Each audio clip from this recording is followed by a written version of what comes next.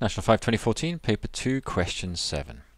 Let's go to a calculator and let's just type in the information that we know about the shapes we're dealing with here. We've got a volume of a cone, let's call it VC, and we're going to define that as being equal to 1/3 pi r squared h. So control divide to get the 1/3 in.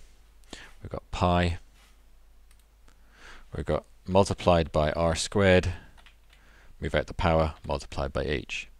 Now before I press enter, I just need to recognize that this volume of a cone requires two bits of information. We'll call it r and h, and we'll close it down. So it's actually a function dependent upon the radius and the height. There you go, that's our volume of a cone. We can do a similar thing for a volume of a sphere, but we haven't got a volume of a sphere, we've got a volume of a hemisphere. So volume of a hemisphere. Again, we can go through and define that to be, well, the volume of a sphere is 4/3 pi r cubed. So 4/3 pi multiplied by r cubed. But we only want half of it, so we'll multiply that by 1/2. And again, we also need to be aware that this volume for the hemisphere requires to know the value of r, but only r. There's no height to a sphere.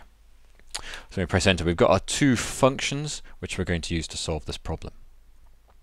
Now, the volume of the cone, which is VC, if you, instead of just typing VC, if you press the var key, it already puts the brackets in. And the volume of the cone requires the radius first, which is going to be a radius of 4, and the height second, which is 15. And we close that bracket, and then we want to take away from that the volume of the hemisphere.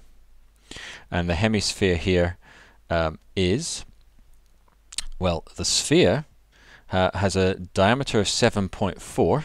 So the radius would be 7.4 divided by 2, and our calculations have already taken into account that it's a hemisphere. So one subtract the other is the calculation which we've got on show there at the moment, and we get the answer of 145.24.